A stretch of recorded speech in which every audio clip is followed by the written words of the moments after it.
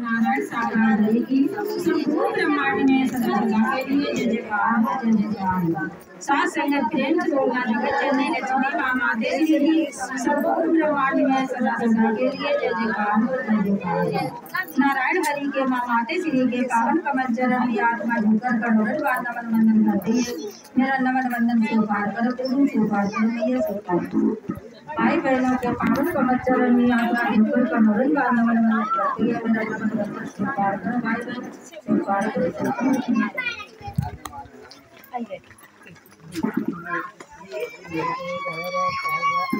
धन से मन से हरि के भजन से भव से पार हो जाओगे।